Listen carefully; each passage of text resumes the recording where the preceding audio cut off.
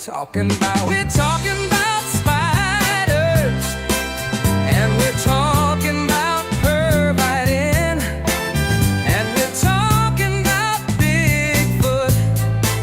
I'm here to tell you where he's been. They call me Mr. Gulley.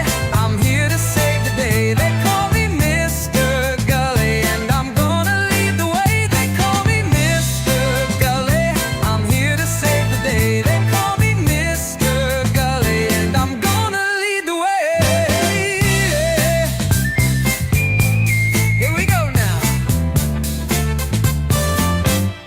I'm talking about Mr. Gulley, and you don't know where he's been. Oh no, he's been right in your alley. Well, I'm Mr. Gulley, yes I am. So what we talking about? We're talking about spiders, and we're talking about pervitin', and we're talking about Bigfoot. I'm here to tell you where he's been. They call me Mr. Gulley. I'm here to save the day. They call me Mr. Gulley, and I'm gonna lead the way. They call me Mr. Gulley. I'm here to save the day. They call me Mr. Gulley, and I'm gonna lead the way.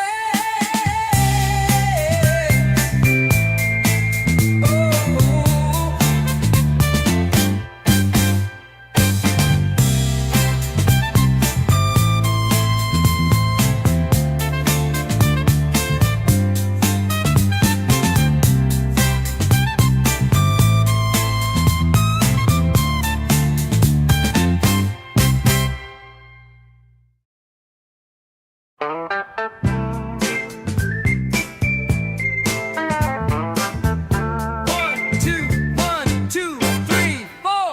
They call me Mr. Gulley. I've got something for your ear. Now it might sound kind of funny, but I'll make it very clear. So what we talking about? We're talking about spiders, and we're talking about pervitin', and we're talking about Bigfoot. I'm here to tell you where he's been. They call me Mr. Gulley. I'm here to save the day. They call me Mr. Gulley, and I'm gonna lead the way. They call me Mr. Gulley. I'm here to save the day. They call me Mr. Gulley, and I'm gonna lead the way. Here we go now. I'm talking about Mr. Gulley, and you don't know where he's been. Oh no, he's been right in your alley. Well, I'm Mr. Gulley, yes I am. So what we talking about? We're talking about spiders, and we're talking about pervitin', and we're talking about Bigfoot. I'm here to tell you where he's been. They call me Mr. Gulley. I'm here to save the day. They call me Mr. Gulley, and I'm gonna lead the way. They call me Mr. Gulley. I'm here to save the day. They call me Mr. Gulley, and I'm gonna lead the way.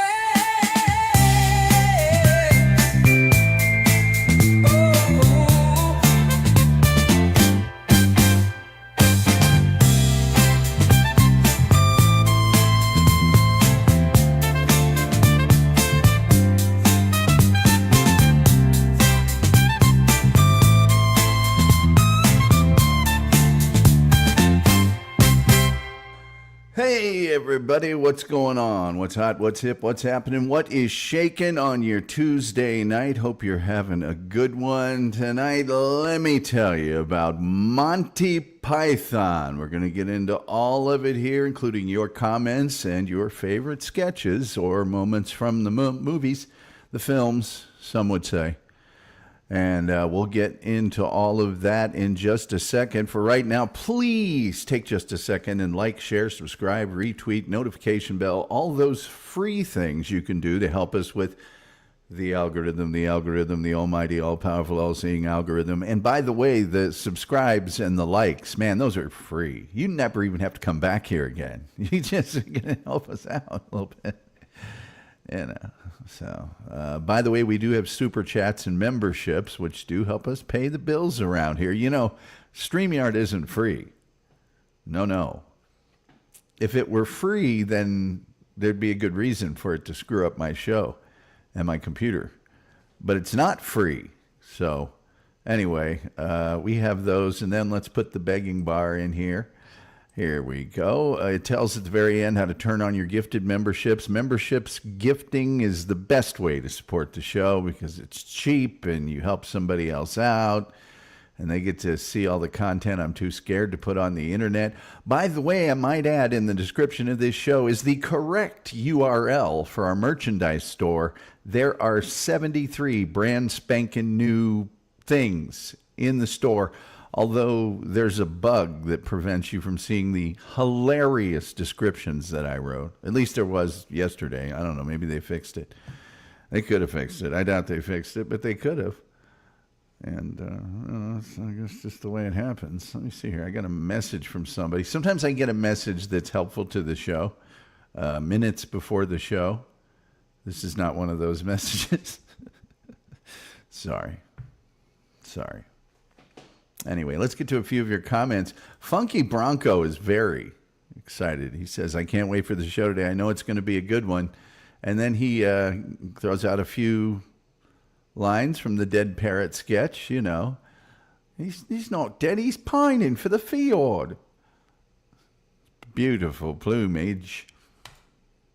His feet have been nailed to the perch. As Grant Chapman always played authority roles, and always knew when something was too silly. You darn right he was. Michael Gardner. Hello, Michael. Good to have you. Says the story about how they got funding for the first BBC series is incredible.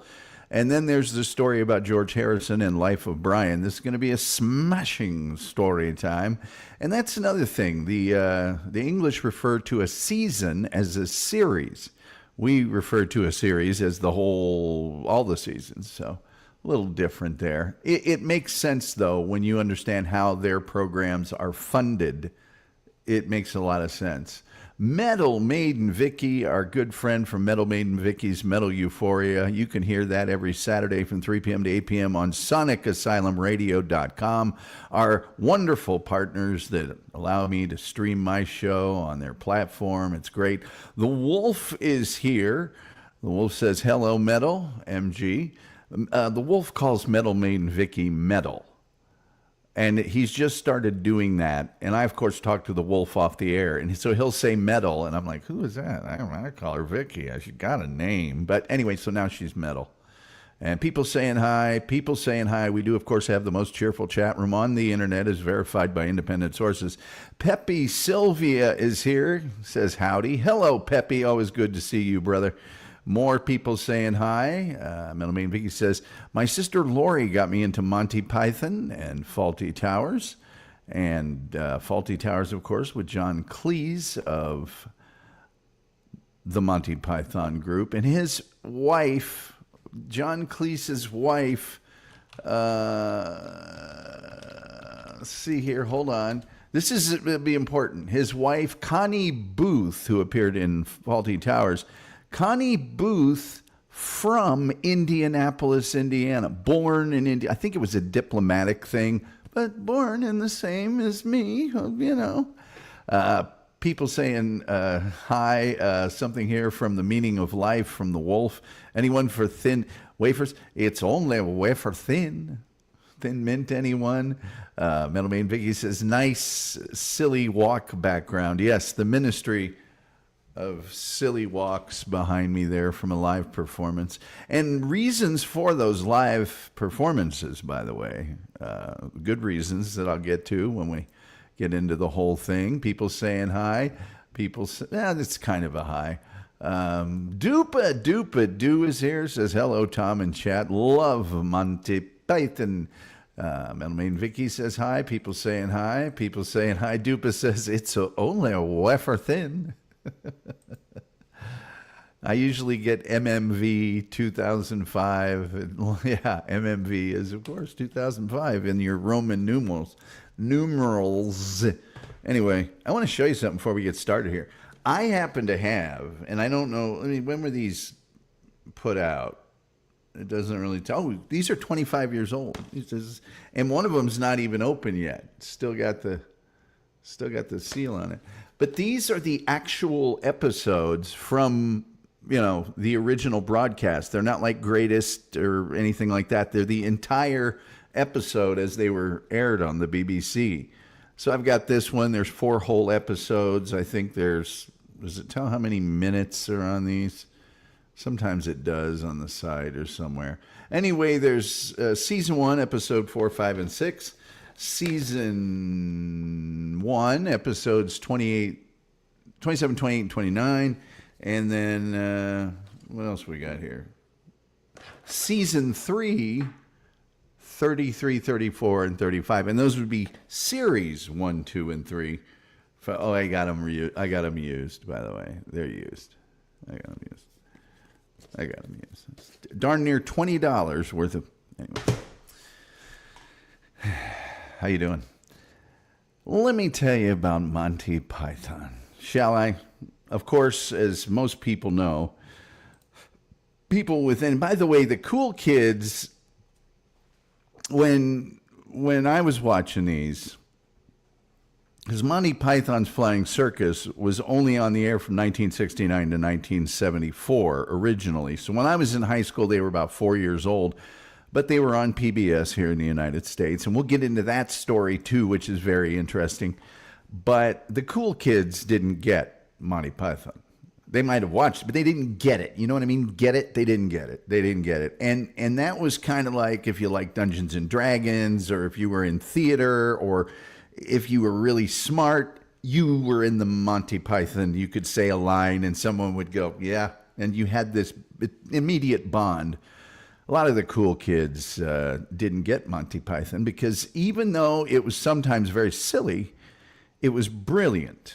And these guys, I'll just get ahead of myself a little bit here and say, these guys are all like super smart. They're not like the Jerky Boys or the Jackass guys. These guys are super smart.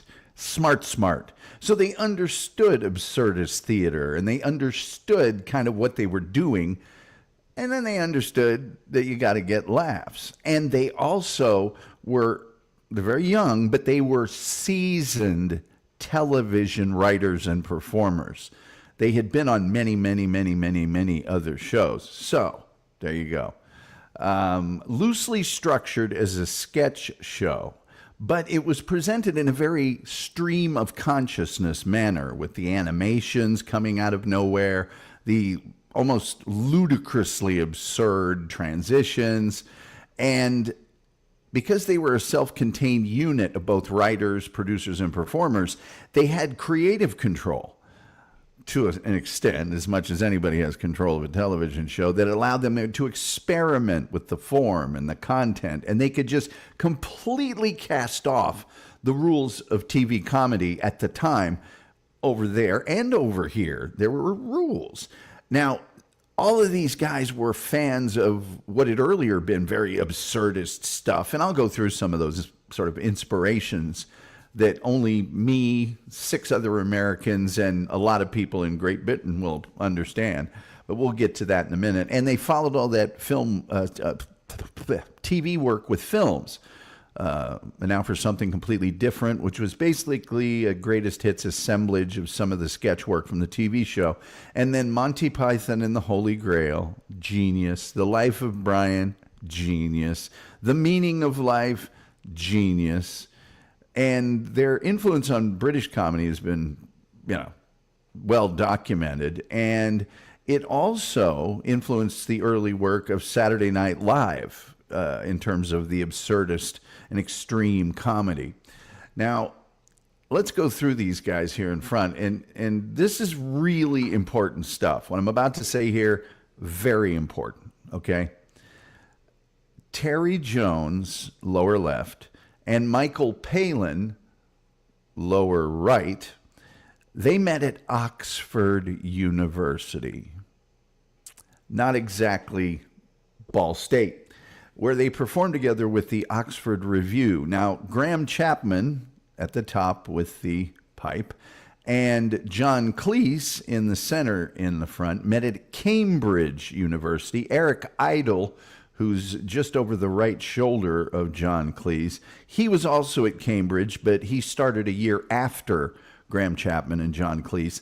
John Cleese met Terry Gilliam, who is the only American in the group, and he's on the upper right, in New York City while touring with the Cambridge University Footlights Review, the Cambridge Circus, anyway. Chapman, Cleese, and Idle were members of that group, which at the time also featured some people that would form their own well-known comedy group, and a writer of note. But during Idle's presidency of the club, there were other famous members. Recordings included sketches which were performed by Cleese and Idle, and tapes of Idle's performances have also existed, but 6 of the members appeared in or wrote in these shows before the Flying Circus. One was called, and I love these names, by the way. These are amazing. This was for radio only. It was called I'm Sorry, I'll Read That Again. And it was a BBC radio comedy program that was developed from Cambridge University. They were all on The Frost Report, which was a satirical TV show hosted by noted journalist and interviewer David Frost. Cleese was a cast member and writer. Idle was a writer of David Frost's monologues. And Graham Chapman, Michael Palin, and Terry Jones were all writers. Another show called At Last, the 1948 Show was made by David Frost's company, with Graham Chapman and John Cleese being writers and cast members, and Eric Idle was a guest star and writer. Twice a Fortnight, this is in 1967, had Michael Palin and Terry Jones as cast members and writers. Do Not Adjust Your Set featured Eric Idle, Terry Jones, and Michael Palin as cast members and writers, and Terry Gilliam did the animation. We Have Ways of Making You Laugh, which was a TV series that was hosted by Frank Muir, and it had Eric Idle as a cast member and writer, and Gilliam did the animation. How to Irritate People was a television show, and it was a mockumentary sketch show, which was sort of done in a serious news style, but very funny, with John Cleese and Graham Chapman being cast members and writers. Michael Palin was also a cast member. The Complete and Utter History of Britain featured Michael Palin and Terry Jones as cast members and writers. And Doctor in the House, with Cleese and Chapman as writers. Doctor in the House was actually syndicated here in the United States for quite some time and is a very, very funny show. It's a sitcom about a hospital. Anyway, following the success of Do Not Adjust Your Set, which was broadcast on ITV, ITV was a independent television type organization that they did syndicate a lot of shows over here to the United States, including one of the Wolf and I's favorite shows called UFO, which wasn't funny at all. It was very serious, and a lot of people got blown up by aliens. Thames Television offered Gilliam, Idle, Jones, and Palin their own late-night adult comedy series. And at the same time, Graham Chapman and John Cleese were offered a show by the BBC because of the Frost Report. And Cleese was reluctant to do a two-man show for a lot of reasons, one of which was Graham Chapman apparently was difficult and had an erratic personality. Cleese had fond memories of working with Michael Palin on How to Irritate People and invited him to join the team. And with no studio available at Thames until the summer of 1970 for the late night show, Palin agreed to join Cleese and Chapman, and suggested the involvement of his writing partner, Terry Jones, and their colleague, Eric Idle, who in turn wanted Gilliam to provide animations for the projected series. And much has been made of this. The Monty Python is the result of Cleese's desire to work with Palin, and the happenstance just kind of happened that way, circumstances that brought the other four members into the group.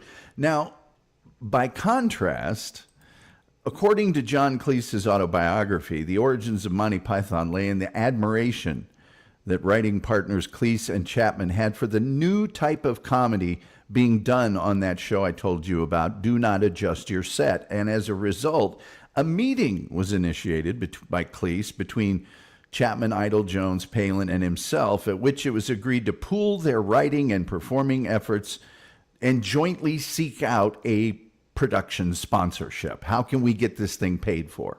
So it was the group born from a Kashmir tandoori restaurant in Hampstead on the 11th of May in 1979, following a taping of Do Not Adjust Your Set that Cleese and Chapman both attended. It was the very first time all six got together. And then they reportedly went back to John Cleese's apartment nearby and continued discussing doing a series, okay? According to the director of Monty Python's Flying Circus, Ian McNaughton, the first discussion over the idea for the show Monty Python's Flying Circus was the result of the BBC's comedy advisor, Barry Took, bringing the Pythons along with the director of the first four episodes and McNaughton, together into a conference room at BBC Television Centre. Now, these guys had a definitive idea of what they wanted to do with the series. They were admirers of Peter Cook and Dudley Moore and a show called Beyond the Fringe, which was like a stage review. It was really beyond the fringe, and it was kind of the birth of what they called the satire boom in Great Britain. So they enjoyed that, and the sketch show that Cook and Dudley Moore had called Not Only, But Also. So one of the problems, and this is big. One of the problems that the Monty Python group perceived with shows like those was that they would have a really strong sketch, but then they kind of couldn't find a way to end it. It was like it lost all of its steam at the end, trying to find a punchline funny enough to sum the whole thing up, and that would make the whole sketch kind of like, okay. And they decided they weren't going to bother with any of that. They weren't going to try to make a definitive ending in the traditional manner. And the early episodes, which I showed you some of the DVDs, they make a great point of the abandonment of the punchline. You know, one of them has John Cleese turn to Eric Idle as the sketch becomes complete chaos and says, "This is the silliest sketch I've ever been in." And then boom, they're on to the next thing. You know, or they just all walk off the set. So as they begin getting the material together for the show, they basically watched a hero of theirs, Spike Milligan, do the very same thing. And they kind of decided, well, he's doing it. Should we do it? I don't know. That's when the idea for the animations came through.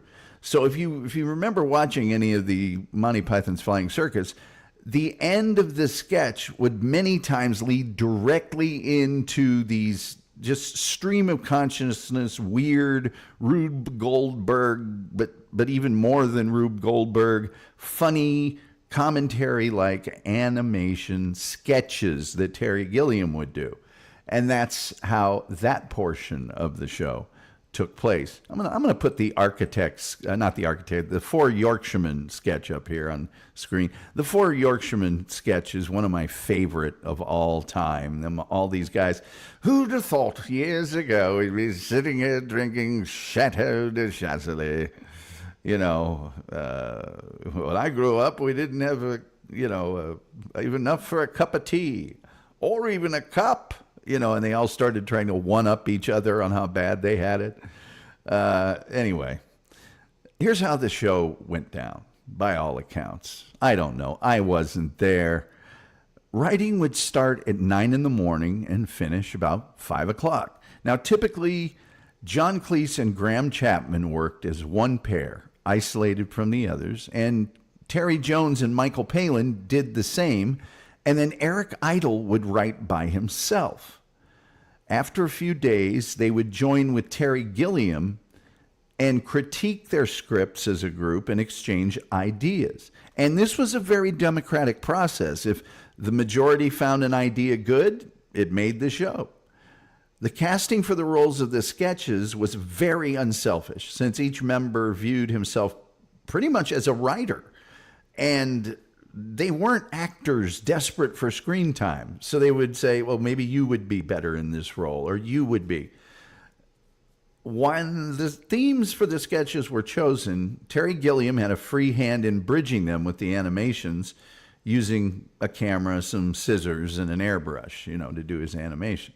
Now, while it was a very collaborative process, right, different factions within the group were responsible for elements of the humor. In general, the work of the Oxford-educated members, Jones and Palin, was more visual and more fanciful conceptually, like, for instance, no one expects the Spanish Inquisition. It was just what? That's their deal. Just a regular scene, and then boom, the Spanish Inquisition comes out of nowhere.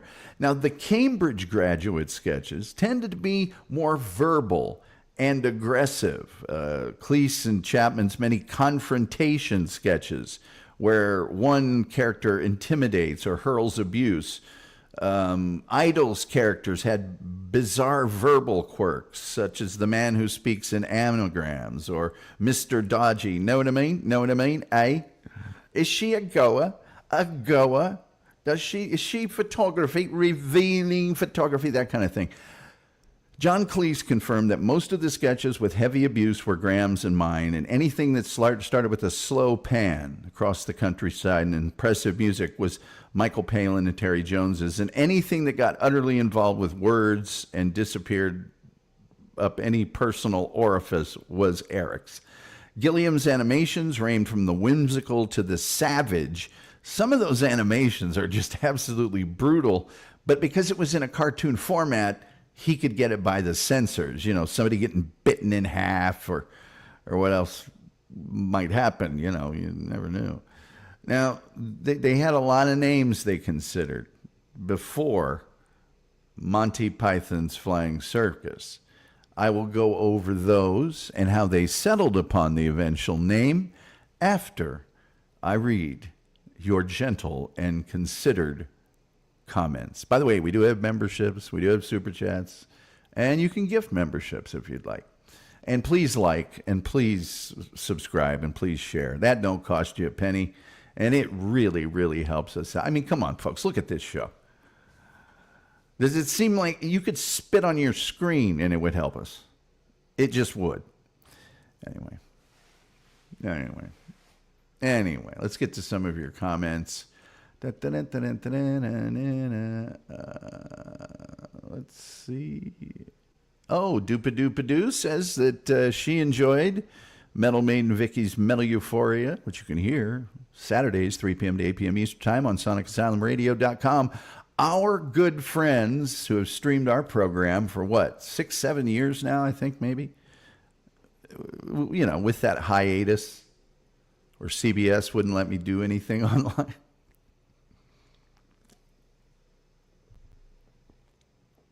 Thank you, CBS/Entercom/Odyssey. Now $1 billion in debt. Anyway. Oh, you're doing a great job online, by the way, Odyssey. Odyssey got rid of their whole online department. Anyway, because they can see the future. Melanie and Vicky being appropriately humble. Doopadoopadoo says, Vicky, a lot of it was new to me. Vicky's saying, were you tuned in live or did you catch the show in the recap area? Cool. I hope you enjoyed the show live.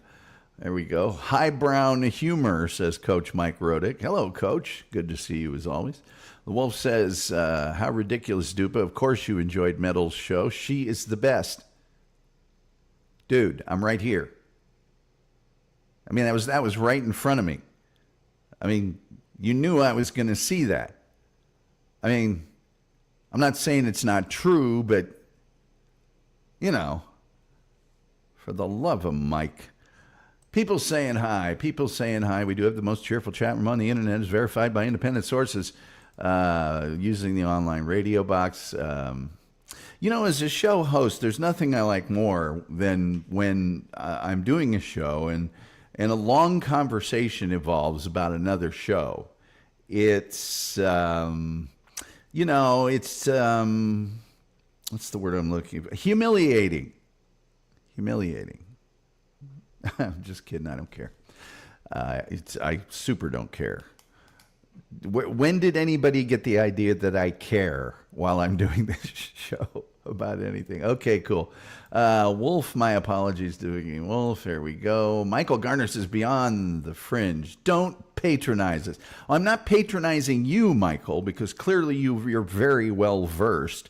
But a lot of people aren't here in the United States. I don't know if you're in the UK or not, but here in the United States, people don't know the evolution of Monty Python and the Monty Python's Flying Circus and, of course, the films that followed.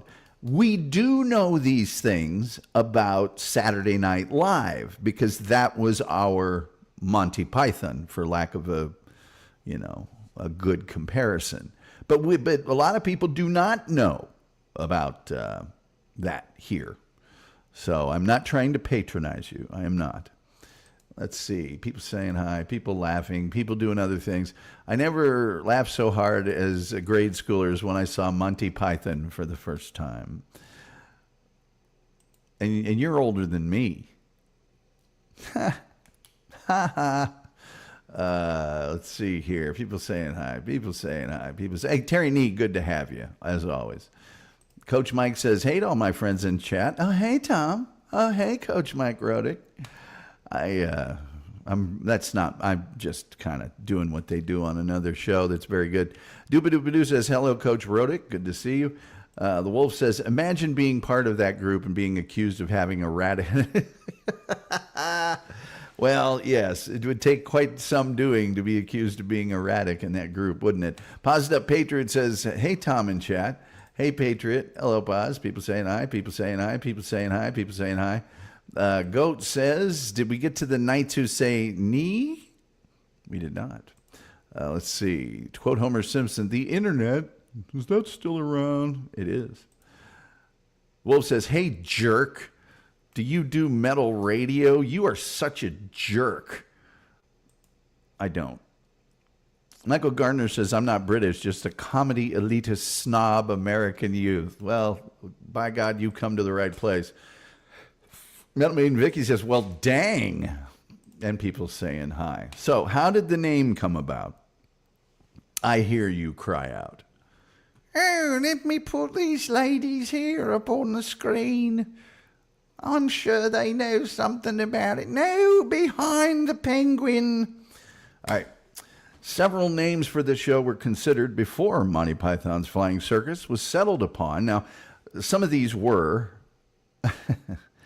Owl Stretching Time, The Toad Elevating Moment, A Horse, a Spoon, and a Basin, Vaseline Review, Bun, Whack-It, Buzzard, Stubble, and Bout.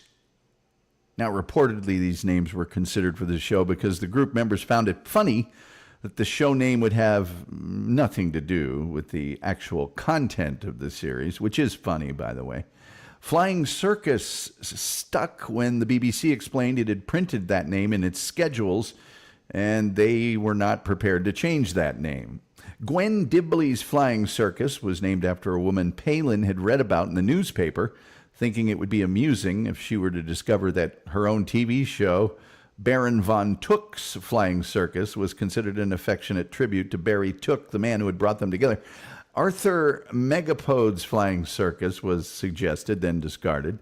The name Baron von Took's Flying Circus had the form of Baron Manfred von Richthofen's Flying Circus of World War I fame, and the new group was forming in a time when the Royal Guardsmen's 1966 song Snoopy versus the Red Baron had peaked. The term Flying Circus was also another name for the popular entertainment of the 1920s known as barnstorming, where multiple performers would collaborate with stunts. Differing and somewhat confusing accounts are given as to the origins of the actual Python name, although the members agree that its only significance was that they thought it sounded funny. In the 1998 documentary Live at Aspen during the U.S. Comedy Arts Festival, where the troupe was awarded the American Film Institute Star Award, the group implied that Monty was selected because of Eric Idle's idea. It was like a gently mocking tribute to Field Marshal Lord Montgomery, you know, the British general Monty from World War II. Requiring a slippery-sounding name, they settled on Python. On other occasions, Idle has claimed that the name Monty was that of a popular and rotund fellow who drank in his local pub, and people would often walk in and ask the barman, "Has Monty been in yet?" forcing the name to become stuck in his head. The name Monty Python was later described by the BBC as being visaged by the team as the perfect name for some sleazy entertainment agent. So I don't know whether now is a good time or later is a good time to talk about the individual members and their backgrounds. Let me see here. Why don't I do that right now? Why don't I do that right this very minute? And why don't I show you another in a different picture? This, of course, the legendary Lumberjacks. I'm a lumberjack and I'm okay. I work all night and whatever.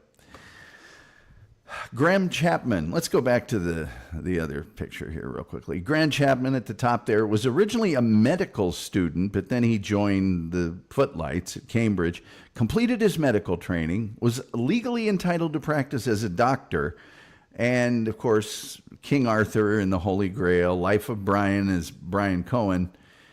He passed away of metastatic throat cancer on the 4th of October in 1989.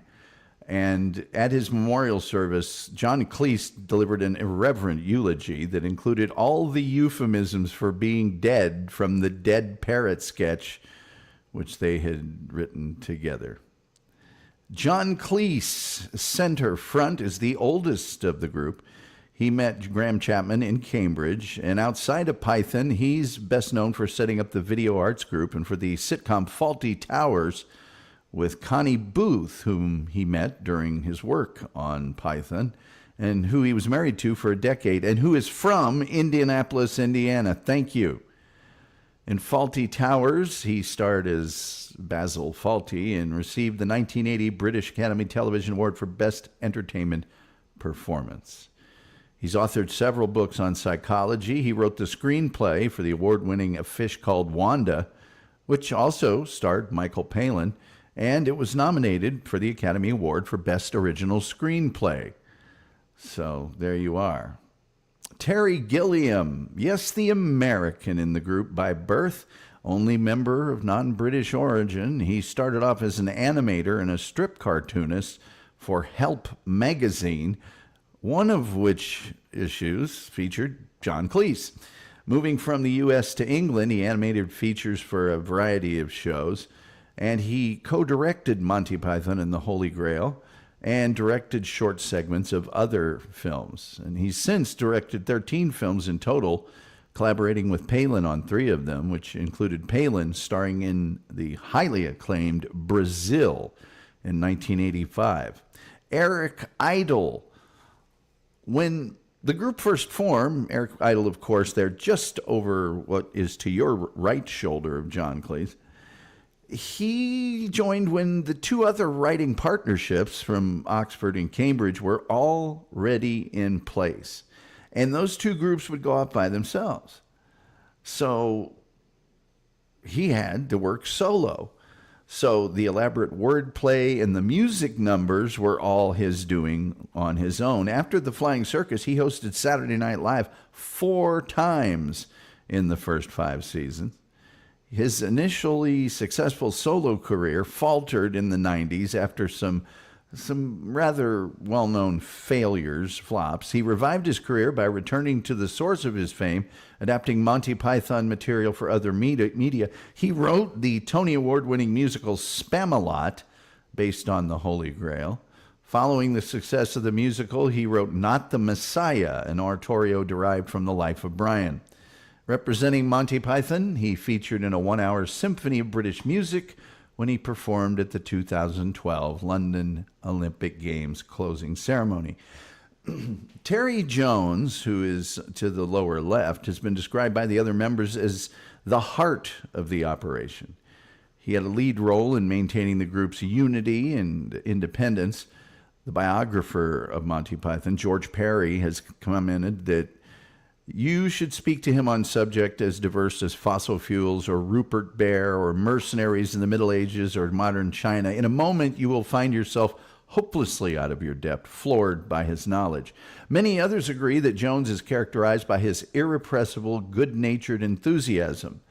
However, his passion often led to major arguments with other group members, in particular John Cleese, which Jones was very often unwilling to back down. Since his major contributions were largely behind the scenes, writing and direction, he often deferred to the other members of the group as an actor, but his importance is very underrated. He does have the legacy of delivering possibly the most famous line in all of Python as Brian's mother in The Life of Brian. He's not the Messiah. He's a very naughty boy. A line voted the funniest in film history on 2 occasions. And he died in January of 2020 from complications of dementia. Sir, yes, I said Sir Michael Palin, there to the lower right, went to Oxford, and that's when he met Terry Jones. They also wrote the series Ripping Yarns together. They originally wrote face-to-face, but soon found it was more productive to write apart and then come back together to review what the other person had written. Now, therefore, Jones and Palin's sketches tend to be more focused than the others, taking one bizarre situation, sticking to it, and building on it. After Flying Circus, Michael Palin hosted Saturday Night Live 4 times in the first 10 seasons. His comedy output began to decrease in amount following the increasing success, and these are amazing if you haven't seen them, of his travel documentaries for the BBC. He released a book of diaries from the Python years entitled Michael Palin Diaries, 1969 to 1979, which was published in 2007. He was knighted in 2019. How about that? There's other people that are been considered associate Pythons. I would say that the most meaningful of those, and this is just me, they might say something different, and that would be Carol Cleveland, the lady of the group, who you can see here in the Lumberjack song. There she is, right there next to Michael Palin. And she was like the standard hot girl, but also very, very funny. People refer to her as the 7th Python, as well as Neil Innes, and he's the only person other than Douglas Adams to be credited with writing material for the Flying Circus. He appeared in some sketches and in the Python films and performing his songs in Monty Python Live at the Hollywood Bowl. He was a regular stand-in for absent team members on the rare occasions when they recreated sketches. He has taken the place of many of them. So there are other contributors: Douglas Adams, Connie Booth, John Cleese's first wife. So there you are. Eddie Izzard, Ian Davidson. These are other people that helped to contribute to the whole shebang. If I can say shebang, which I think I can. It is my show after all. I mean, if anybody should be able to say shebang on this show, it's me. By golly.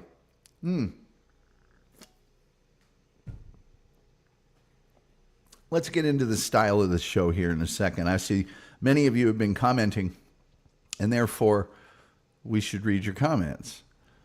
And we do have super chats and memberships, and we also do have gifted memberships. Tell us how to get a gifted membership. In the unlikely event, apparently, someone will donate one, you should have them turned on. And by the way, the actual address of our merchandise store, which is now fully categorized, everything's done. I will be adding more designs to it. I'll preview those here on this show later this week. But the correct link is now in the show description of this episode. Am I done shilling for the minute? That I was just shilling, I think. And I'm not talking about British money. I'm talking about... Anyway, they would do a cold open for the show. In other words, no credits, no title, no opening song. Just bam! There you are. Just bam! I mean,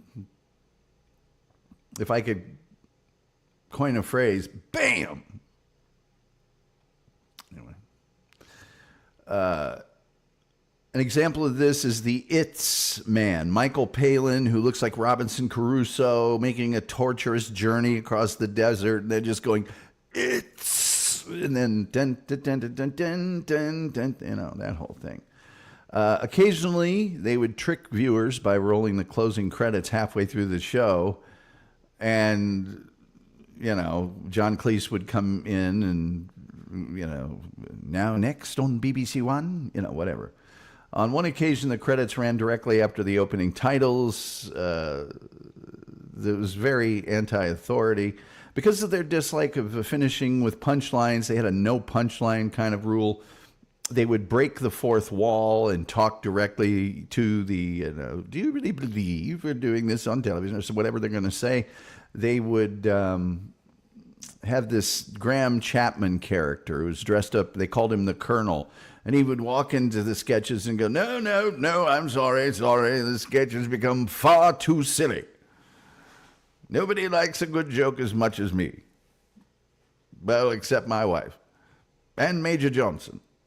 But I'll come to think of it, most people like a good joke more than I do. But anyway, he'd go on to the whole thing. Another way they would end the sketches was to drop a 16-ton weight on one of the characters when things were slowing down, or a knight in full armor would wander on the set and hit somebody with something. It was absurdist comedy at its best. Now, the theme music is the Band of the Grenadier Guards rendition of John Philip Sousa's The Liberty Bell, which was first published in 1893. So it was subject to U.S. copyright law, which states that any work published prior to 1924 was in the public domain. So they got to use that without paying any money. Although if they did it today on YouTube, someone would find a way to put the stick you for a few pennies. The use of that animation really helped with the whole thing. Many of the images that he would use were lifted from famous works of art. And the giant foot that crushes at the end of the opening credits, the title, that's the foot of Cupid from the Renaissance masterpiece Venus, Cupid, Folly and Time by Brosino. That foot is like a visual trademark of the program and the troupe in general. The Pythons used the British tradition of cross-dressing comedy by donning frocks and makeup and doing the female roles themselves while speaking in a high falsetto. Jones specialized in, playing a working class housewife or a ratbag old woman, as termed by the BBC. Palin and Idol generally played more posh, Idol, very feminine women's. Cleese played female roles more sparsely, while Chapman was frequently paired with Jones as a ratbag woman or Idol portraying middle-class women commenting on TV. I have that earlier photo here to show you of that. When the character had to be sexually attractive, they would turn to Carol Cleveland, the seventh Python. In some episodes, they took the idea one step further, like in the stoning scene in Monty Python's Life of Brian, of having women impersonating men. I'd like to know your favorite Monty Python sketch, and I'm just going to throw a few out here. The Dead Parrot sketch, the Lumberjack song, Spam, which actually led to the coining of the term email spam, Nudge Nudge. You know what that one is, don't you? Is she a goer? Well, she's from Pearly. Oh, say no more. The Spanish Inquisition, the upper class twit of the year, the Cheese Shop, the Ministry of Silly Walks, the Argument Clinic, the funniest joke in the world, which might be my favorite sketch, and, of course, the Four Yorkshiremen. I think Four Yorkshiremen probably is my favorite of the sketches. There's some parts of the movies I think that are even more beloved by me than that, but there you are. Most of the show would satirize public life. Dead Parrot was poor customer service. Silly Walks was, bureaucratic, inefficiency. Spam, just kind of the ubiquitous nature of spam all over the place after World War II. Four Yorkshiremen was, nostalgic conversation. The Gumbies were limited intelligence and vocabulary. And a lot of them involved the man on the street. Now, how did this whole thing get introduced to North America and the world? Well, you might think it was us here in the United States. It wasn't. The Canadian Broadcasting Corporation added Monty Python's Flying Circus to its national September 1970 fall lineup. CBC is a giant station up there, network, They aired all 13 episodes of Series 1, which had just run on the BBC the previous fall, as well as the first 6 episodes of the second series, the second season to us in America, only a few weeks after they appeared on the BBC. The CBC dropped the show when it returned to regular programming after the Christmas of 1970, choosing not to place the remaining 7 episodes of the series on the schedule. Within a week, CBC received hundreds of calls complaining about the cancellation, and more than 100 people staged a demonstration at the CBC Montreal studios. If you know anything about Canadians, 100 Canadians upset about something and demonstrating is the equivalent of 17 million Americans. They're not quite as quick to complain or confront as we are here. Anyway, the show eventually returned, and it became a fixture on the network through the 1970s. Sketches from Monty Python's Flying Circus were introduced to the U.S.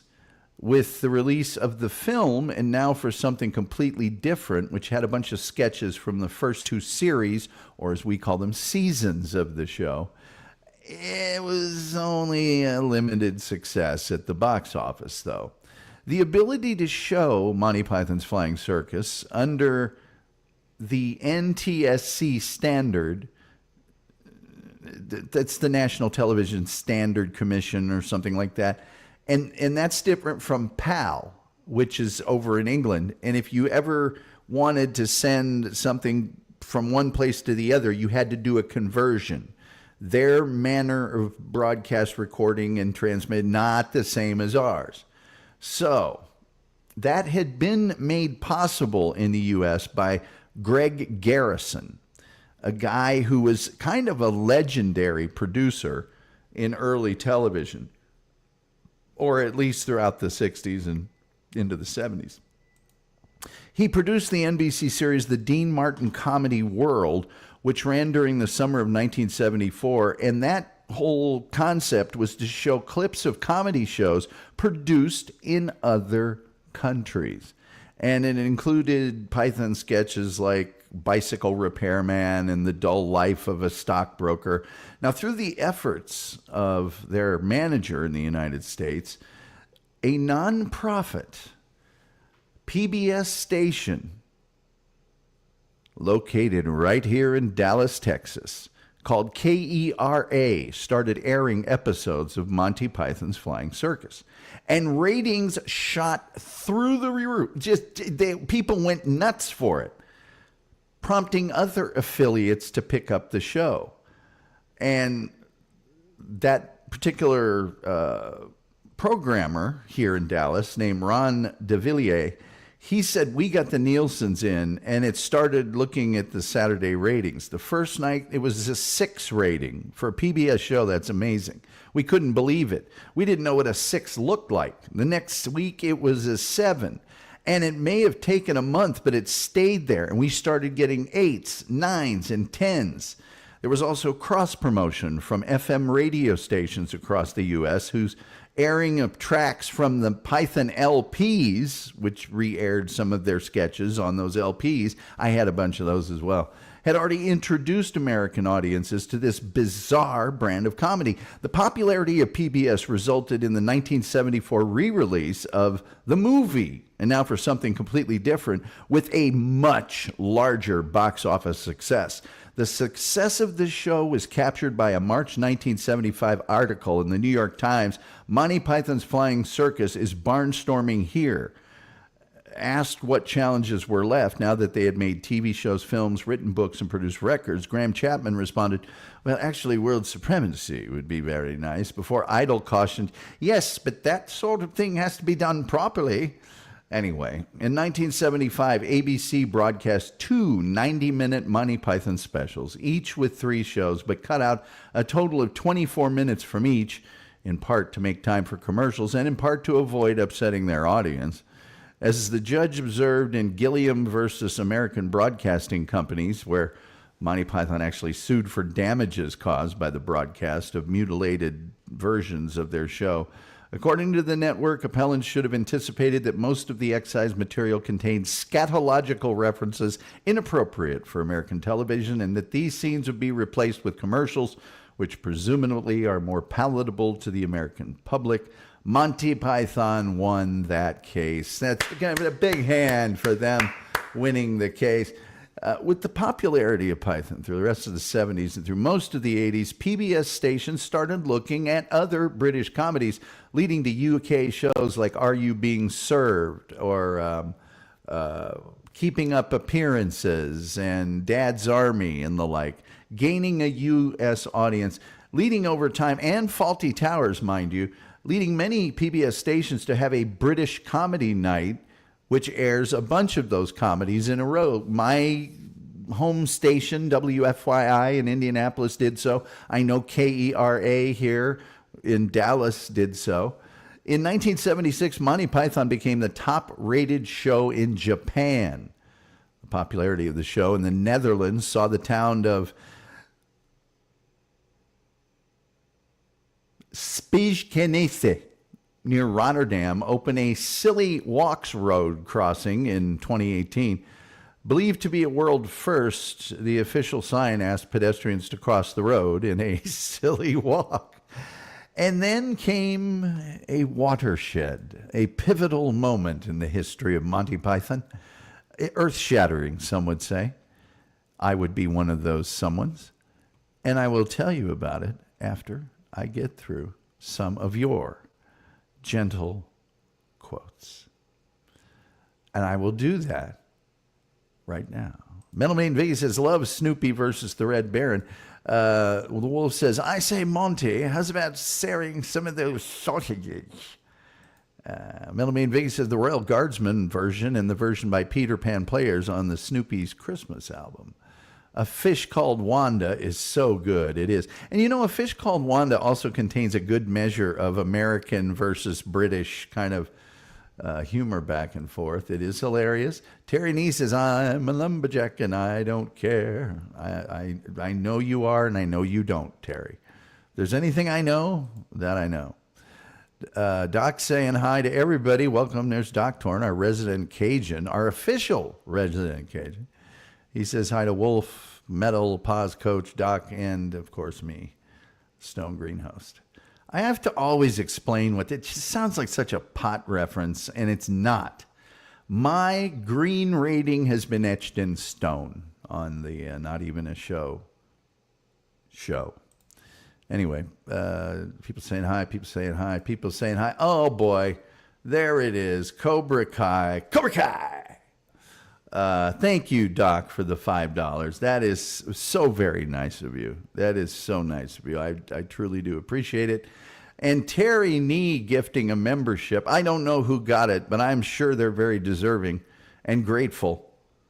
I hope they get like a note, you know, you have a membership courtesy of, they should.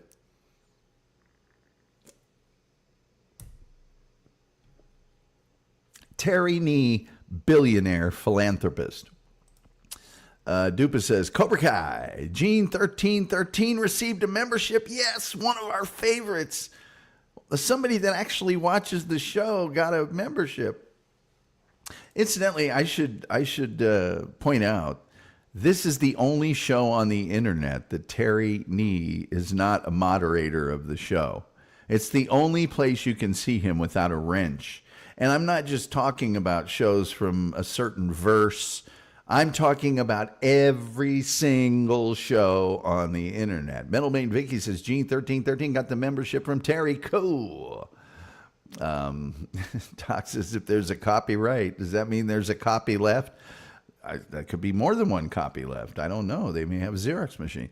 Wolf says, speaking of posh living, how's about sharing some of those sausages? This guy I played soccer with at Ball State. They would say sausages. Actually, you would have more success if you took the hose off the end of that bottle.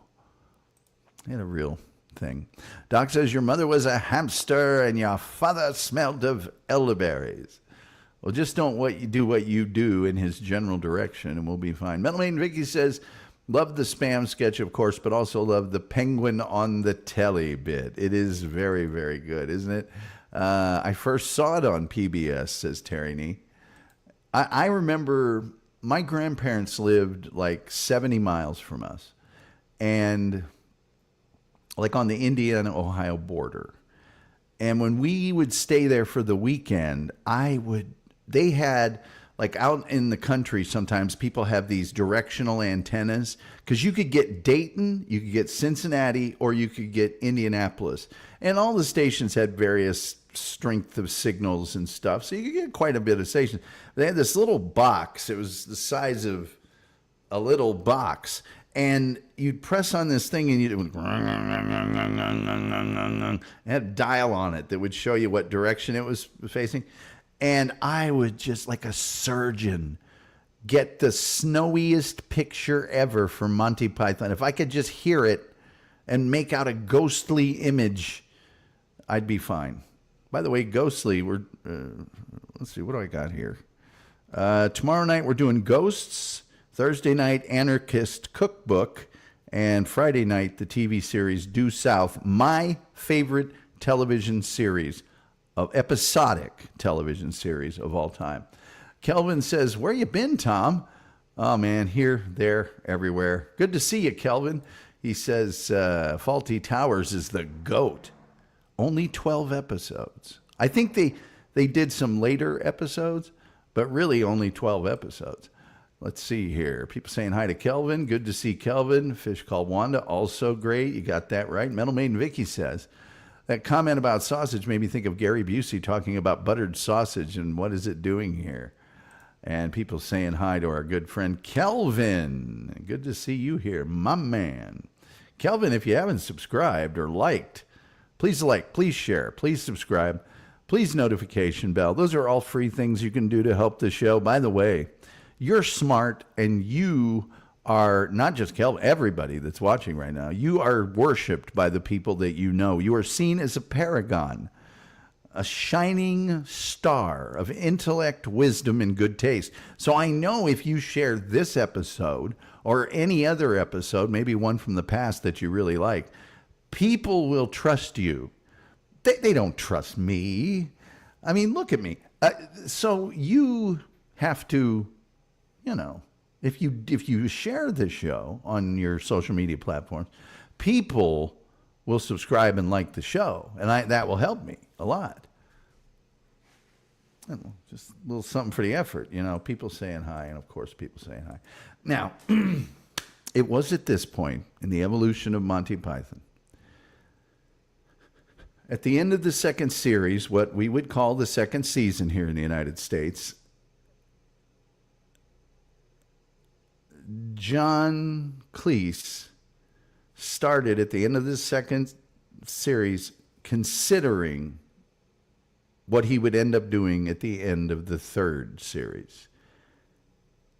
He left the Flying Circus. He later explained that he didn't really feel like he had anything new to offer. And he said really only 2 sketches that Graham Chapman and I wrote were in the third season. One of them was Dennis Moore with the flowers. And then the cheese shop. He said only those 2 were really original, and the others were just bits and pieces of things that were just thrown together. He was also finding that working with Graham Chapman, who was at this period of time in the midst of a major bout of alcoholism, this was becoming too difficult for him to work with. And he said, well, according to Eric Idle, he said it was on an Air Canada flight on the way to Toronto when John Cleese turned to all of us and just said, I want out. Why? I don't know. He gets bored more easily than the rest of us. He's a difficult man, not easy to be friendly with. He's so funny because he never wanted to be liked. And that gives him a certain fascinating, arrogant freedom. In 2012, Jones spoke on Cleese's work in the third series and subsequent departure, and said he was good at it, and when he did it, he was professional, but he'd rather not have done it. All the others loved it, but he got more and more angry about having to come out and do filming, and the one that really swung it, in my view, was when we had to do the day on the New Haven lifeboat. So the rest of the group kept doing it for one more half season before they just said, that's it. While the first 3 seasons contained 13 episodes each, the fourth ended after just 6. The name Monty Python's Flying Circus appears in the opening animation for season 4, but in the end credits, the show is listed simply as Monty Python. Although Cleese left the show, he was credited as a writer for 3 of the 6 episodes, largely concentrated in the Michael Ellis episode, which had begun with one of the many drafts of the Holy Grail motion picture. When a new direction for the Grail was decided upon, the subplot of Arthur and his knights wandering around a strange department store in modern times was lifted out and recycled, and there you are. There you are. We had the 4 movies. Now for something completely different, which was directed by their television director of note, Ian McNaughton, and sketches from the first 2 series. The group themselves did not consider this a success, and they just kind of said, well, that's just what we've already done, put in a movie. Monty Python and the Holy Grail. In 1974, between production of the 3rd and 4th series, or season as we call here in the United States, the group decided to embark on their first proper feature film containing entirely new material. Monty Python and the Holy Grail was based on the Arthurian legend and was directed by Terry Jones and Terry Gilliam. And Terry Gilliam also contributed animations and the opening credit animation. Along with the rest, Jones and Gilliam performed several roles in the film, but Graham Chapman took the lead as King Arthur. John Cleese returned to do the film, feeling they were breaking new ground again. Holy Grail was filmed on location in picturesque areas of rural Scotland with a budget of only £229,000, and the money was raised in part with investments from rock groups like Pink Floyd, Jethro Tull, and Led Zeppelin, as well as the UK music entrepreneur Tony Stratton Smith, who is the founder and owner of Charisma Records, which is where the Pythons recorded their comedy albums. The backers of the movie wanted to cut the famous Black Knight scene. You remember that. 'Tis but a scratch. It's just a flesh wound. But it was eventually kept in the film. It was selected as the second best comedy of all time by the ABC special Best in Film, the greatest movies of our time, and it is well loved by many, many, many people. Following the success of Holy Grail, they were asked what's the next one going to be, and they hadn't even considered one. And Eric Idle just jokingly said, Jesus Christ, Lust for Glory, which became their stock answer to that question. But they really started seriously considering doing a movie that lampooned the New Testament in the same way that the Holy Grail had made fun of the King Arthur legend. So they really had a distrust of organized religion. It's not that they weren't religious, by the way. They were. They just didn't like organized religion. They agreed not to mock Jesus or his teachings. They also mentioned they couldn't think of anything legitimate to make fun about him. He was Jesus. Like, we can't, there's nothing there.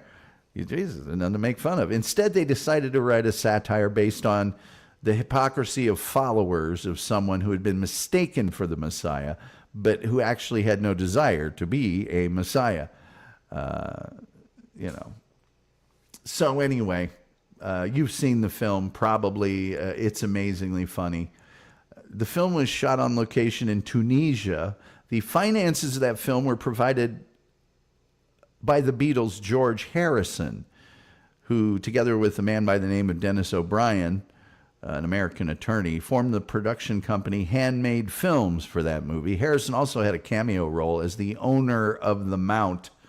It did attract some controversy at the time upon its initial release. It, has also been ranked very highly in the funniest movies of all time. So there you go. They also did a film, Monty Python Live at the Hollywood Bowl. 4 consecutive dates at the Hollywood Bowl were filmed.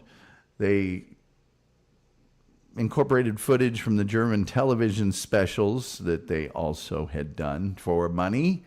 The Meaning of Life, their final film, is a lot closer to Flying Circus. It just jumps from thing to thing to thing. Elaborate music numbers like Galaxy Song and Every Sperm is Sacred. And of course, always look at the bright side of life. It also includes the morbidly obese Mr. Creosote exploding over several restaurant patrons after finally giving in to the smooth maitre d' telling him to eat a mint. It's only a wafer thin. At the time of its release, the Pythons confessed their aim was to offend absolutely everyone. And they kind of did it. The liver donor scene was a satire on bureaucracy. Gilliam, by now an established live-action director, no longer wanted to produce any cartoons and directed The Crimson Permanent Assurance, which is very funny. This was the last project in which all 6 Pythons collaborated, except for the 1989 compilation Parrot Sketch Not Included, where they're seen sitting in a closet for 4 seconds. And it's the last time that Graham Chapman appeared on the screen with the Pythons. Not as acclaimed as The Holy Grail and Life of Brian, The Meaning of Life is still well received, and it won the Grand Prix at the 1983 Cannes Film Festival. They did some benefit shows, The Secret Policeman's Ball, some of which were to pay off some debts that they had incurred while suing for damages over several things. One of them was the producers, not the writer, Eric Idle, but the producers of Spamalot, who they felt had swindled them. And so they did some of these things to get the money to pay off those legal fees. Now, all of the Pythons did solo things. Cleese and Palin were in A Fish Called Wanda. They were also in Time Bandits. Terry Gilliam directed Jabberwocky, which had Michael Palin, wrote Brazil with Michael Palin, The Adventures of Baron Munchausen, which featured Eric Idle. Handmade Films, that company started by George Harrison to produce The Life of Brian, produced a bunch of really fine films. The Long Good Friday, Mona Lisa, both with Bob Hoskins. Time Bandits, as I mentioned before, With Nail and I, Yellow Beard, which is a really funny movie. Palin and Jones wrote the TV series Ripping Yarns in the late 70s, starring Palin. And Jones appeared in the pilot episode, and Cleese appeared in a non-speaking part in one of the episodes. Jones's film Eric the Viking also has Cleese playing a small part. It's an amusing film. Cleese has been the most prolific solo actor, appearing in dozens of films, several TV shows and series, including Cheers, Third Rock from the Suns. He was Q in the James Bond movies for a while. He was on Will and Grace. His BBC sitcom Fawlty Towers is the only comedy series to rank higher than Flying Circus in the BFI TV 100 list, topping the whole poll. His character, Basil Fawlty, was ranked second to Homer Simpson on Channel 4's 2001 list of the 100 greatest TV characters. Eric Idle enjoyed critical success with Rutland Weekend Television in the mid-70s, out of which came the Beatles parody mockumentary called The Ruttles, responsible for the cult mockumentary film All You Need Is Cash. He was an actor in Nuns on the Run with Robbie Coltrane. He directed music videos for George Harrison's songs This Song and Crackerbox Palace. He has had success with the Python songs. Always Look on the Bright Side of Life went to number 3 in the UK singles chart in 1991. And, he did well. Since The Meaning of Life, their last project of a team, they've been the subject of reunion rumors. They won a BAFTA award in 1988. That's the British Academy Awards for Outstanding British Contribution to Cinema, with 4 of the 6 Pythons collecting the award. Jones, Palin, Gilliam, and Chapman. Cleese and Idle, not there. I mentioned the final appearance of all 6 during Parrot's Sketch Not Included, the TV special. The death of Graham Chapman in October of 1989 put an end to speculation of any further reunions. However, there were several occasions after 1989 when the 5 remaining members gathered for appearances, although not actually reunions. Mr. Toad's Wild Ride, a film adaptation of it, had Jones, Idle, Cleese, and Palin. 1997, Palin and Cleese rolled out a new version of the Dead Parrot sketch for Saturday Night Live. Anyway, they agreed in principle to perform a live tour of America in 1999, and everybody had said yes, but Michael Palin later changed his mind, which really annoyed Eric Idle. And this led to Idle refusing to take part in the new material shot for the BBC anniversary evening. It's been a little bit of a back and forth. In an interview to publicize the DVD release of The Meaning of Life, John Cleese said a further reunion was unlikely. He said it's absolutely impossible to get even a majority of us in a room, and I'm not joking. He said one problem was the busyness rather than one of bad feelings. And Idle responded to queries about a reunion by adapting a line used by George Harrison in response to whether there'd be a Beatles reunion. And he said, as far as I'm concerned, there won't be a Beatle reunion so long as John Lennon remains dead. And Idle's version was that as soon as Graham Chapman comes back from the dead, but we're talking to his agent about terms.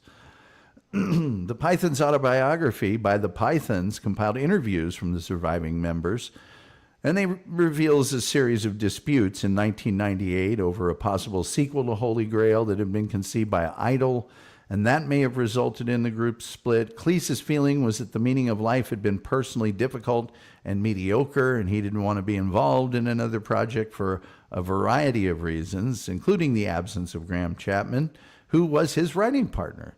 It also reveals that Cleese saw Chapman as his greatest sounding board, so there you are. Anyway, I could go on and on and on with side reunions and documentaries and things. It's just a series of disagreements. Maybe it's the architect sketch. Who knows? By the way, here's an actual helmet from the Holy Grail that's in a museum in Seattle. And your father was a hamster, your mother was a hamster, and your father smelt of elderberries. The Monty Python Live Mostly, 1 down, 5 to go. In 2013, they lost a legal case to the producer of Monty Python and the Holy Grail over royalties for the derivative work Spamalot. And they owed £800,000 in legal fees and back royalties to this guy. And they proposed a reunion show to pay the bill. And that's when the reunion happened. They wanted to do a one-off stage show at the O2 Arena in London. And the tickets went on sale and sold out in 43 seconds. So they had added 9 additional shows, all of them at the same place. And there you are. They also said that their reunion was inspired by the South Park creators, Trey Parker and Matt Stone, who are massive Monty Python fans. What do you know about that? Parrot sketch, anybody? There you go. Leave that up first. I'm going to put that over here. Mick Jagger and Charlie Watts featured a promotional video for the shows. Who wants to see that again, really? It's a bunch of wrinkly old men trying to relive their youth and make a load of money. The best one died years ago, which is very funny if you consider what the Stones have been doing, and I'm sure that was the point of it all. Michael Paintland said the final reunion show on the 20th of July 2014 would be the last time they performed together. It was screened to 2,000 cinemas around the world. Prior to the final night, Idol stated, "It's a world event, and that's really quite exciting. It means we're actually going to say goodbye publicly on one show. Nobody ever has the chance to do that. The Beatles didn't get a last good night." And it was broadcast internationally, and it did very well. They did do a reunion event moderated by John Oliver as part of the Tribeca Film Festival a year later, and that apparently went rather well. Netflix secured the global streaming rights for the Monty Python catalog in 2018. Shout Factory picked up American and Canadian distribution rights from Netflix just last year. And I'm going to go through this real quickly. Why don't I go through your comments first? I can see some of them are funny. I see some of them are funny. They're very funny. There you go. Hey, Vicky, Gene1313, who we love to death, says, "Thanks, Terry Nee, for the gift." Kelvin says, "I wonder if Cleese was the Lennon of the group." He might have been. He might have been. Terry Nee says, "Bouzoulet is my favorite Cajun music group." Or Bobby Bouzoulet.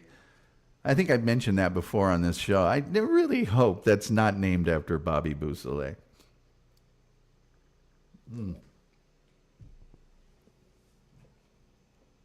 People saying hi.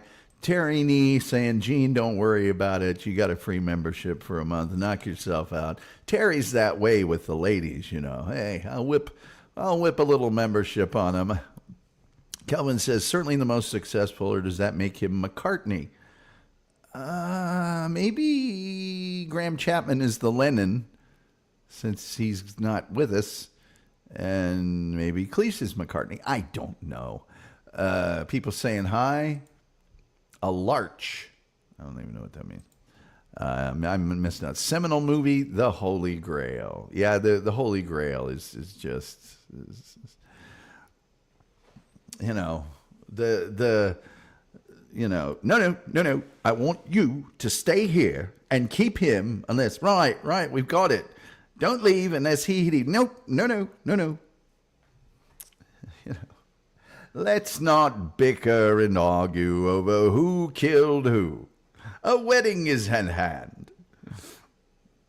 And I want her to think of me as her old dad in a very real and legally binding sense.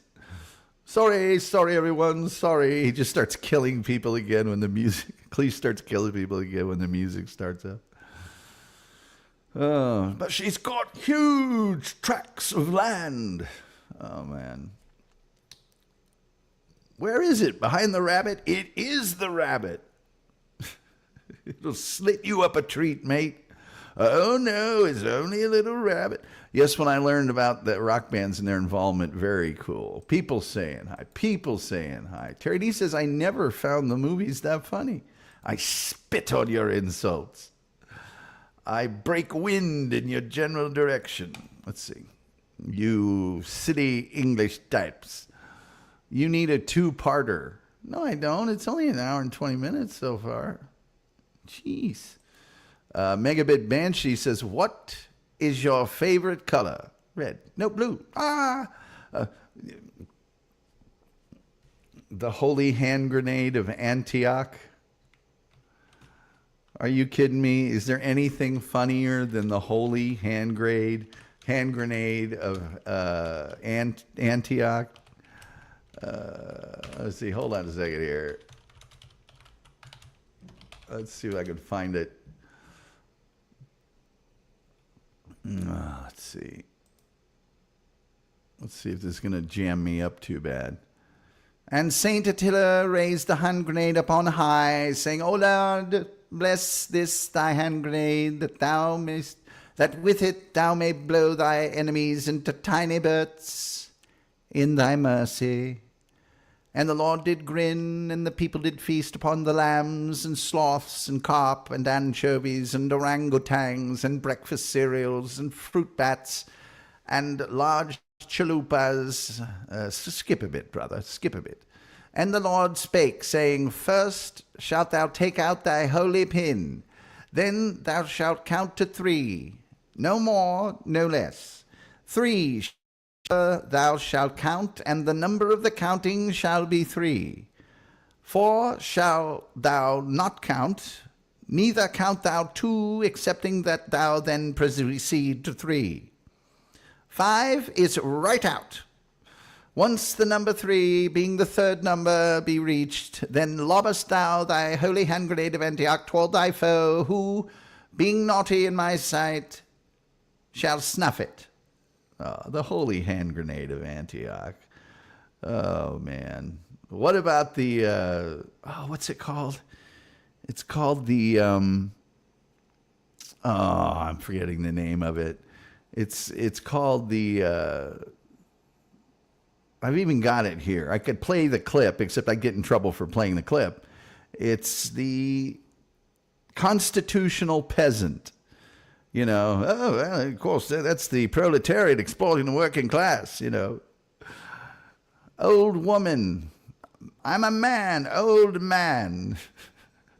Well, you didn't bother to ask, did you? Oh, man, so good, so good. People saying hi, people saying hi. And now for something completely different, a large. It's been so long since I've seen that. Now, we demand a shrubbery. Yes, I am a shrubber, Robert the Shrubber. I design, create. Hi, Megabit Banshee. It's such a good movie. Running away and cowering out and running away and sniveling about. I'm not running. Okay, let's see here. Monty Python have been named as being influential to the comedy stylings of a great many people, including Sacha Baron Cohen, David Cross, Rowan Atkinson, Seth MacFarlane, Seth Meyers, Trey Parker, Matt Stone, Mike Myers, Russell Brand, Robin Williams, Jerry Seinfeld, Eddie Izzard, Weird Al Yankovic. Matt Groening, the creator of The Simpsons, was influenced by Python's high-velocity sense of the absurd and not stopping to explain yourself. And he pays tribute through a couch gag used in seasons 5 and 6.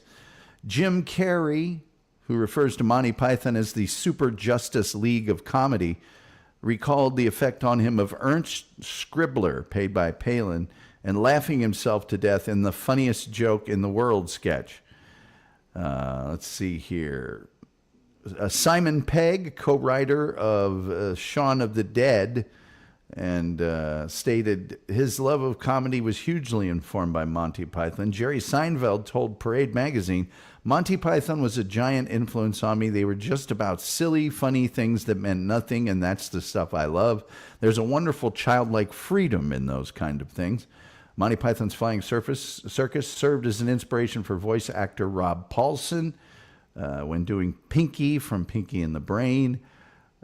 Graham Linehan, co-creator of the sitcom Father Ted, cited and major influence of Monty Python. Comedian John Oliver, Tina Fey of Saturday Night Live, Stephen Merchant, co-creator of The Office with Ricky Gervais. It's all over the place. And the Monty Python sort of influence is all over. 7 asteroids are named after Monty Python or its members. 9617 Grant Chapman, 9618 John Cleese, 9619 Terry Gilliam. You get the idea. In 2010, the commercial space company SpaceX launched a wheel of cheese into low Earth orbit and returned it safely to Earth. Elon Musk, CEO and CTO of SpaceX, said this was done in tribute to Monty Python. After John Cleese spoke negatively about the town of Palmerston North in New Zealand, recommending it as a good place to commit self-deletion, the town renamed a compost heap Mr. Cleese.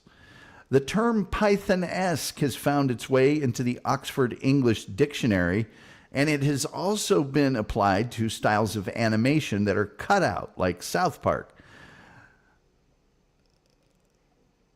There's a Japanese TV anime series that had a spam sketch, but they didn't use the word spam because, why would they? They'd get sued. Speaking of spam, check out that menu. The term spam was referring to a bulk unsolicited email is derived from the spam sketch. As the waitress recites the menu, the chorus of Vikings drowns everything out with spam, wonderful spam, spamity spam. That's what spam email is. The Python programming language by Guido van Rossum is named after the troupe, and the references to Monty Python are found in sample code created for that language. The default integrated development environment of the programming language is named IDLE, Integrated Development Language. You get it? So there you go. There you go. In 1985, a fossil of a previously unknown species of gigantic prehistoric snake from the Miocene era was discovered in Riverslade, Queensland, Australia. The Australian paleontologist who discovered the fossil snake was a Monty Python fan, and he gave the snake the taxonomic name Monty Pythonides riverslayanus in honor of them.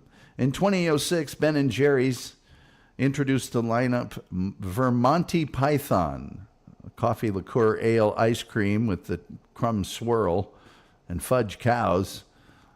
1999, an anniversary beer named Holy Grail Ale was released by Black Sheep Brewery. The endangered Bimaraha woolly lemur is named after John Cleese in its taxonomic name, Avahi cleesi. Geneticists discovered a mutant gene which caused mutant flies to live twice as long as normal ones. They dubbed the gene Indy, which is an acronym for the line of dialogue, "I'm not dead yet," from the Monty Python and the Holy Grail film. The band Toad the Wet Sprocket took its name from the Rock Notes sketch on the comedy album, Monty Python's Contractual Obligation album. There are world records. Oh, yes. Oh, yes. On St. George's Day in 2007, a world record was set when 5,567 people clip-clapped in time with "Always Look on the Bright Side of Life." That's right.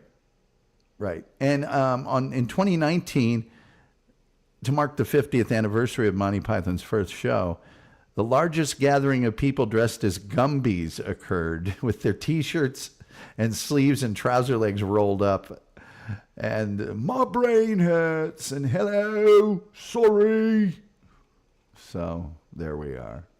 There we are. That's about all I got to tell you about Monty Python, kids. Let me just, I accidentally closed that. I shouldn't have closed that. No, and I don't have a history on the thing. Let me see if I can do this properly.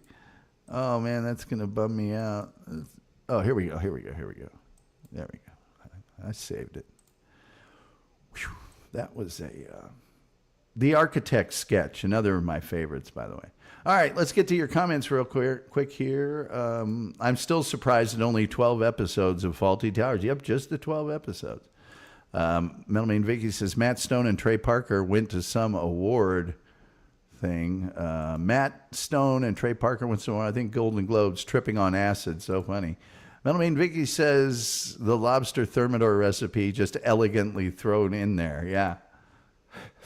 Oh, yes. I like the argument sketch when he's like, your time's up. No, it isn't. That hasn't been 5 minutes. Yes, it has. No, it isn't. Yes, it has. No, it isn't. Yes, it is. Well, if it was up, you wouldn't still be arguing with me. I could be arguing in my spare time. I mean, it's just so, God, it's so good. The architect said, well, that's the kind of blinkered Philistine pig ignorance I have come to expect from you non-creative garbage. You whining, hypocritical toesies, squeezing blackheads, not giving a tinker's cuss about the struggling artist. You blackballing, You sit around with your color TV sets and your Tony Jacklin golf clubs. Anyway, yeah. Nice catch, boomer. What did I do this time? I boomered so like instinctively. I don't even know what I boomered. How could I?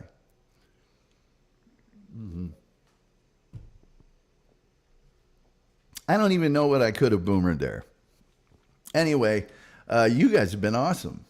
You really do know your Python around these places. This joint, this burg. Did I not show you anything? Okay, one more thing to show you. That is like an original plaque where in I forget the date. It might have been in 1976. In fact, it is 1976. It says it right there. John Cleese bought some studios with Graham Chapman, or rented out some studios at a place where they did a bunch of their animation and other stuff. So there you go. There's another thing that I pulled. A good British comedy is West Wing, fast-paced and really funny. Another great one is The Thick of It. God, I love The Thick of It. It is so incredibly good.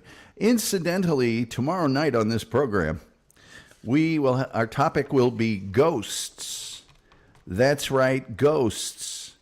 See if any of you can predict what. And I better get this haircut by tomorrow. See if any of you can predict what my feeling about ghosts will be.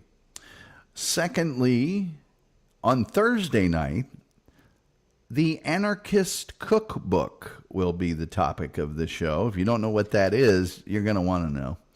And then on Friday night, as you know, Friday night, not a big ratings bonanza here on the program. Oh, wait, I forgot. None of the nights are a big ratings bonanza. But Friday, less of a lack of a ratings bonanza than the usual lack of a ratings bonanza. And therefore, I have decided that Friday night's show will be dedicated toward my favorite episodic TV series of all time, the little-known but much beloved Due South. And we will get into all of that on Friday evening. So there we are. Doc says, yay, ghosts. Goat is stoked tomorrow night for ghosts. Pa says, ghosts are spooky. Yeah, that's kind of their job. Bigfoot. We already did Bigfoot. There is no Bigfoot. Bigfoot is not real and does not exist. Metal Maiden Vicky's got a smile and a ghost. Doc says, I predict Tom will be a non-believer in ghosts. Ding, ding, ding, ding, ding, ding, ding. You are correct, sir. You are correct, sir. Yeah. Let me see if I can find. Oh, gosh. Do you guys remember the banter sketch where it's the old, like, RAF pilots in World War I? You know, morning, squadron leader. What ho, Spiffy? How was it? Top ho, Barley Jerry pranged his kite right in the house your father. Harry Blighter, Dickie Birdie, flathered back on his Sammy, took a waspy, flipped over on his Billy Hoppers, and caught his can in a Bertie. I'm afraid I don't quite follow you, squadron leader. It's perfectly normal banter, Squiffy. Bolly Jerry pranged his kite right in the house your father. Harry Blighter, Dickie Birded, feathered back on his Sammy, took a waspy, flipped over on his Billy Hoppers, and caught his can in a Bertie. No, I'm just not understanding banter at all well today. Give it to us slower. Banter's not the same if you say it slower, Squiffy. Hold on, then. Wingo, just bend an ear to the squadron leader's banter for a sec, would you?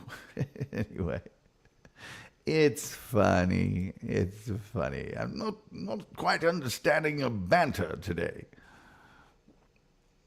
Anyway, the bookshop sketch, also genius. Also genius. You know, goes into the bookshop and just, good morning, can I help you? Do you have a copy of 30 Days in the Samarkand Desert with the Duchess of Kent by A.E.J. Eliot, O.B.E.? Well, I don't know the book, sir. Oh, never mind. How about 100 Ways to Start a Fight? By an Irish gentleman whose name eludes me for the moment. No, well, we haven't got it in stock, sir. Oh, well, not to worry. Can you help me with David Copperfield? Ah, yes, Dickens. No. I beg your pardon. No, Edmund Wells. I think you'll find Charles Dickens wrote David Copperfield, sir. No, Dickens wrote David Copperfield with 2 P's. This is David Copperfield with 1 P by Edmund Wells. David Copperfield with 1 P? Yes, I should have said it. Yes, well, in that case, we don't have it. Funny, you've got a lot of books here. Yes, we do. We don't have David Copperfield with 1 P by Edmund Wells. Pity. It's more thorough than the Dickens. More thorough? Yes, I wonder if it might be worth a look through all your David Copperfields. No, sir, all of our David Copperfields are with 2 Ps. Are you quite sure? Quite. Not worth just looking? Definitely not. Oh, how about Great Expectations? Yes, well, we have that, and that's Great, G-R-A-T-E, Expectations, also by Edmund Wells. Yes, well, in that case, we don't have it. We also don't have anything by Edmund Wells, actually. He's not very popular. Not Nicholas Nickleby, that's Nickerless, no. Christmas Carol with a K, no. It's so funny. No, we don't have Barnaby Budge by Charles Dickens with 2 Ks, the well-known Dutch author. Perhaps to save time, I should also add we don't have Carnaby Fudge by Darl's Chickens, or Farmer Sludge by Marles Pickens, or even Stickwitch Staples by Fowles Wickens with 4 M's and a silent Q. Anyway, that's the bookshop sketch. The cheese shop, cycling, dinosaur sketch, men being eaten by a crocodile sketch. God, that's a funny one. The fish license, the bee license, the lifeboat sketch. That's another one. Pet shop sketch.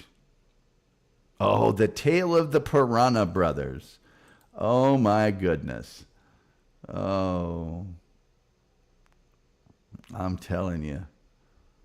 One day I was at home threatening with the kids when I looked out through the hole in the wall and sees this tank pull up, and out gets one of the Dinsdale's boys. So he comes in nice and friendly, and he says Dinsdale wants to have a word with me. So he chains me up to the back of the tank, takes me out for a scrape around Dinsdale's place. And Dinsdale's in there, in a conversation pit with Doug and Charles Paisley, the baby crusher, and 2 film producers and a man they call Kierkegaard, who just sat there biting the heads off whippets. And Dinsdale says, I've heard you've been a naughty boy, Clement. And he splits me nostril opens and saws me leg off and pulls me ligger out, and I tell him my name's not Clement. And then he loses his temper and nails me head to the floor. Another man who had his head nailed to the floor was Stig O'Tracy. I've been told that Dinsdale Piranha nailed your head to the floor. No, never. He was a smashing bloke. He used to buy his mother flowers and that. He was like a brother to me. But the police have actual film of Dinsdale actually nailing your head to the floor. Oh, well, he did that, yeah. Why? Well, he had to, hadn't he? I mean, there was nothing else he could do, to be fair. I'd transgressed the unwritten law. What had you done? Well, he didn't tell me that, but he gave me his word that it was a case, and that's good enough with me, with old Dimsey.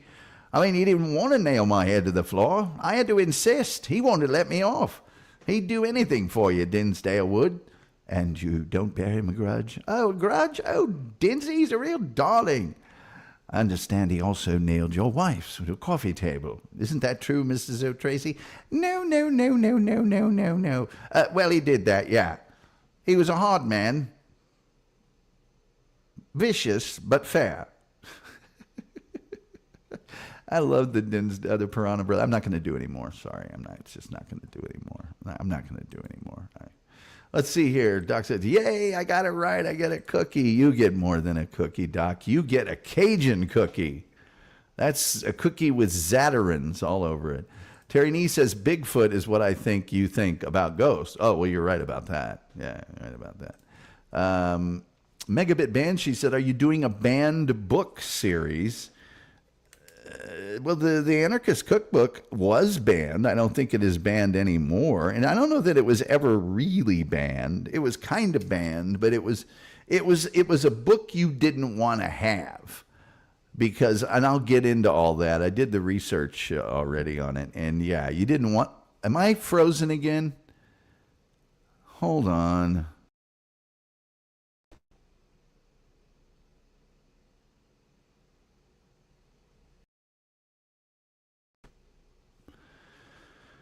Are you kidding me?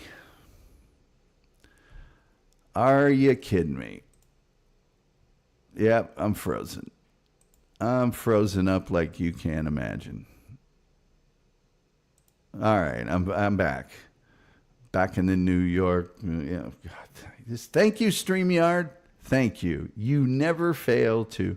Anyway. So it's kind of banned, but not really banned. It's just when I do the episode on Anarchist Cookbook, I'll cover all of the reasons that you didn't want to have a copy, and I'll also cover all the things that happened where they found a copy that people had that you just those people I'll fix it tomorrow. Metal Maiden Vicky, thank you so much for the $3. She said, "My sister Lori would have enjoyed this episode." Your sister Lori was a very bright light, and Lori's Just Dance a Few. Man, that was a great segment on Metal Maiden Vicky's Metal Euphoria on SonicAsylumRadio.com, the website, which you can watch every Saturday from 3 p.m. to 8 p.m. Eastern Time on SonicAsylumRadio.com. And also, I stream my show over to their Facebook page every day to annoy them. Thank you, Tom. Don't thank me. Thank you. Metal Maiden Vicky says she would have had witty input for sure. She did have witty input, man. And she would email me witty input, too, on or Facebook message. She was wonderful. Just a wonderful person. R.I.P. Yes, Peppy. R.I.P. Indeed. Indeed. Just a fun, positive person. Goat said, "Bigfoot's real, ghosts are not." If you say so, man. Seeing is believing, Goat. That's right. MMV for the win. That's right, for the win. I could open up the phone lines, but we've been going for quite a while here. I'm sure you people have things to do. Have a good one, y'all. We will see you, Peppy, Sylvia. Godspeed, my man. Godspeed. I'm just going to show my DVDs again because, you know, I went to the trouble of digging them out of the... Let's see if there's an inside to these that's... It's not that great. It's just this. But buy them.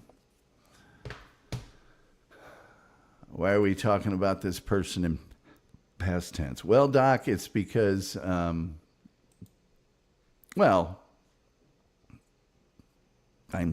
spirit is here with us. That's for certain. That's for certain. So anyway, I think that's all I got, really, for this evening. Tomorrow night, Ghosts. Thursday night, Anarchist Cookbook. And Friday night, Due South. That's the way I'm going, due south. Saddle up my traveling shoes.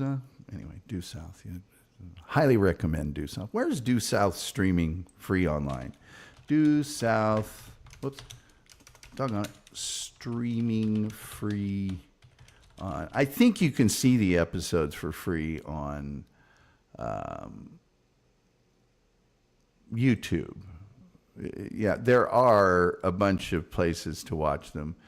It's on Prime Video and Amazon, but that you got to pay for that. I'm not into that. I'm paying for that, you know what I'm saying. I'll just probably put some links in the chat tomorrow. Oh, wait a minute. The Internet Archive have it?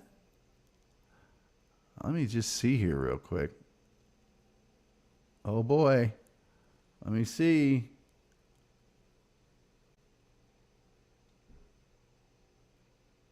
Yes, it does. Oh, it says it's Daily Motion. Well, I'll investigate this. I'll investigate it, but Due South is amazing. It's amazing. So let's see here. Thanks, Doc. I was hoping it wasn't that. My sister Lori passed away the past August, 3 weeks after my mom. Let's see. So wait, spirits are real, but ghosts aren't. I'm confused. None of it's real. None of it. None of it. Wow, you're old. I guess you're saying, wow, I'm old. Julian Caesar, Bigfoot, also known by his scientific name, Biggest Footus. Most definitely. He has a wife, you know. Anyway. Throw him to the floor, please. I'm sorry, sir. Throw him to the floor. Oh, about 4:30, sir. No. Throw him to the floor, Jewish rapscallion. So sorry to hear. Thanks. People are laughing at Julian, that was very funny. Ghouls are real. Well, of course, I'm a ghoul. That must be true by now. Goat is laughing. Spirits is real. I get them at the bar every other Friday. Tip your drinks and enjoy your waitresses. I'm here all week. Hey, you guys have been awesome. And, you've got the spirit of Monty Python in you, that's for sure. That's about all I have for right now. I'm looking at that old clock on the wall. And like the Reverend Al Green, I got to get up on out of here. You don't have to go home, but you can't stay here. Tomorrow night, Ghost. Thursday night, Anarchist Cookbook. Friday night, Due South, in keeping with our nearly schizophrenic programming that pretty much is ensured I will remain a completely obscure figure on the internet. And with all that being said,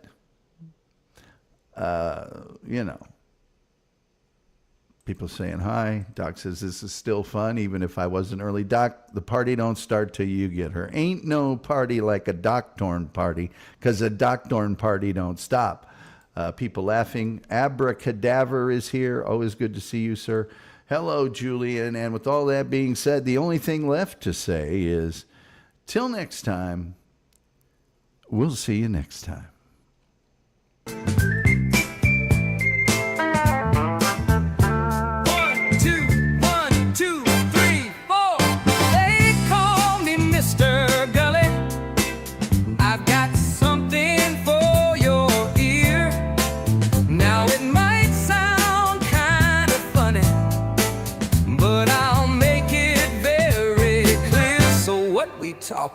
We're talking about spiders, and we're talking about pervitin, and we're talking about Bigfoot. I'm here to tell you where he's been. They call me Mr. Gulley. I'm here to save the day. They call me Mr. Gulley, and I'm gonna lead the way. They call me Mr. Gulley. I'm here to save the day. They call me Mr. Gulley, and I'm gonna lead the way. Here we go now. I'm talking about Mr. Gulley, and you don't know where he's been. Oh no, he's been right in your alley. Well, I'm Mr. Gulley. Yes, I am. So what we're talking about? We're talking